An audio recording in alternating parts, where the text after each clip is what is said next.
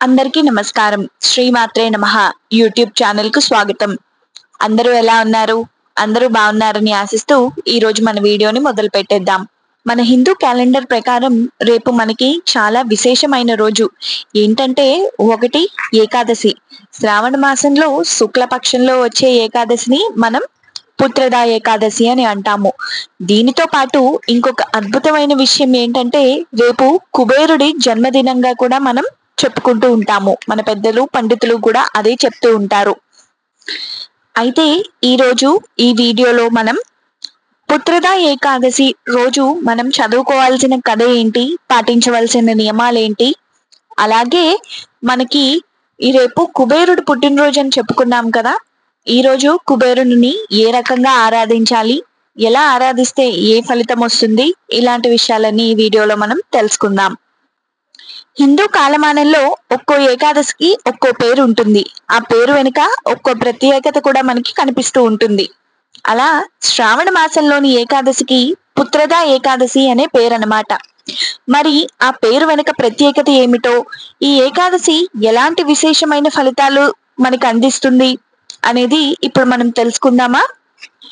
పుత్రదా ఏకాదశి విశిష్టత భవిష్య పురాణంలో కనిపిస్తుంది. ఇప్పుడు ఇంకా ఆలస్యం లేకుండా పుత్రదా ఏకాదశి రోజు మనం చదువుకోవాల్సిన కథ ఏంటో తెలుసుకుందామా. మరి భవిష్య పురాణం ప్రకారం పూర్వం మహిజిత్తు అనే రాజు ఉండేవాడట. ఆయన రాజ్యంలో వారంతా సిరి సంపదలతో సుభిక్షంగా ఉండేవారు. ధనానికి ధాన్యానికి ఆ రాజ్యంలో ఎలాంటి లోటు లేదు. కానీ రాజుగారికి సంతానం లేకపోవడంతో ప్రజలంతా బాధగా ఉండేవారు. మహిజిత్తు తన ఇంట సంతానం కోసం చేయని యాగం లేదు, తిరగని క్షేత్రమూ లేదు. కానీ ఎన్ని సంవత్సరాలైనా ఆయన కోరిక నెరవేరలేదు. ఇదిలా ఉండగా ఆ రాజ్యానికి దగ్గరలో లోమసుడని మహర్షి ఉన్నారని తెలిసింది. ఏ వ్రతాన్ని ఆచరిస్తే తమ రాజుకు పుత్ర సంతానం కలుగుతుందో చెప్పమంటూ ప్రజలు ఆ లోమసుని వేడుకున్నారు. దాంతో ఆయన శ్రావణ మాసంలో మొదటి ఏకాదశిని నిష్టగా ఆచరిస్తే రాజుగారికి సంతానం కలుగుతుందని చెప్తారు. లోమసుని సూచన మేరకు రాజదంపతులతో పాటు రాజ్యంలోని ప్రజలు యావత్తు ఈ వ్రతాన్ని ఆచరించారు. లోమసుడు చెప్పినట్లుగానే రాజుగారికి పుత్ర సంతానం ప్రాప్తించింది. అప్పటి నుంచి ఈ ఏకాదశిని పుత్రదా ఏకాదశి అని పిలుస్తారు. పుత్రదా ఏకాదశి వ్రతం చేయాలనుకునే దంపతులు దశమి నాటి రాత్రి నుంచి ఉపవాసాన్ని ఆరంభించాలి.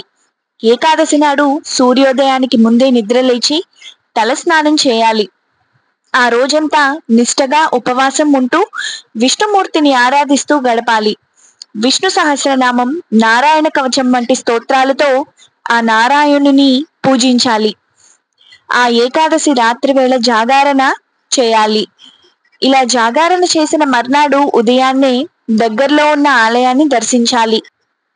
ఆ రోజు ద్వాదశి గడియలు ముగిసేలోగా ఉపవాసాన్ని విరమించాలి. ఇలా నిష్టగా ఉపవాస వ్రతాన్ని ఆచరిస్తే మోక్షం సైతం సిద్ధిస్తుందని చెప్తారు. ఇక సంతానం ఒక లెక్క. అయితే ఈ రోజంతా ఉల్లి వెల్లుల్లి కూడా తినకూడదు. ఈ వ్రతం ఆచరించినప్పుడు నాన్ వెజ్ లాంటి పదార్థాలు కూడా తీసుకోకూడదు. బ్రహ్మచర్యాన్ని పాటించాలి. ఇది ఈ వ్రతం యొక్క నియమాలు. సంతానం లేకుండా బాధపడుతున్న వారు ఇప్పుడు మనం ముందు చెప్తున్నట్టుగా ఈ ఏకాదశి నియమాలను పాటిస్తూ ఆ శ్రీహరిని పూజిస్తూ, అలాగే ఈ పుత్రదా ఏకాదశి రోజున మనం ముందు చెప్పుకున్న కథను వింటే ఖచ్చితంగా సంతాన ప్రాప్తి కలుగుతుంది. అలాగే మనం ఇంతకు ముందే వీడియో స్టార్టింగ్ లో చెప్పుకున్నాం కదా, రేపు కుబేరుడి జన్మదినం అని. దాని ప్రత్యేకత ఏంటో ఒకసారి మనం ఈ వీడియోలో తెలుసుకుందాం. ఈ రోజు కుబేరుడి జన్మదినం అని పండితులు చెప్తున్నారు. సిరి సంపదలకు అధిపతి అయిన కుబేరుణ్ణి కనుక ఈ రోజు పూజిస్తే ఆయన అనుగ్రహం తప్పక లభిస్తుంది. ఈ రోజు కుబేర యంత్రాన్ని పూజించిన, కుబేర మంత్రాన్ని జపించిన, కుబేర అష్టోత్తరాన్ని పఠించిన విశేషమైన ఫలితం దక్కుతుందట. అయితే ఈ రోజు లక్ష్మీ కుబేర వ్రతాన్ని ఆచరించినా కూడా మనకి అంతే ఫలితం అయితే లభిస్తుంది.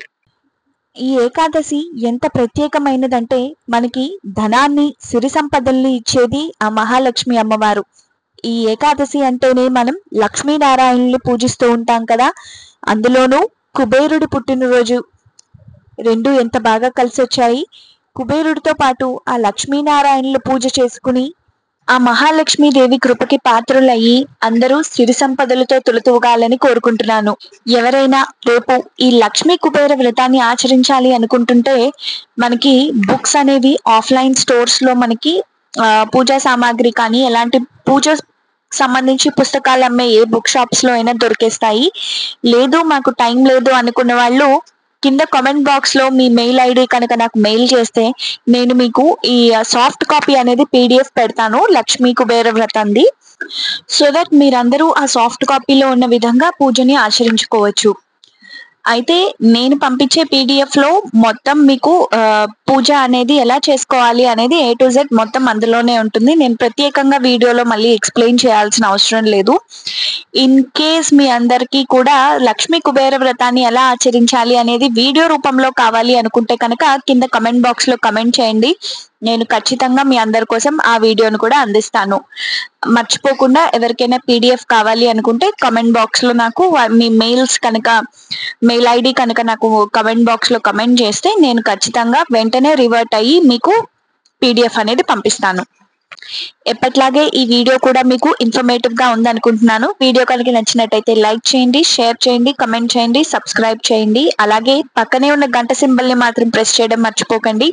ఎందుకంటే నేను ఇలా వీడియో అప్లోడ్ చేయగానే మీకు అలా నోటిఫికేషన్ వచ్చేస్తుంది. Thank you. శ్రీమాత్రే నమః.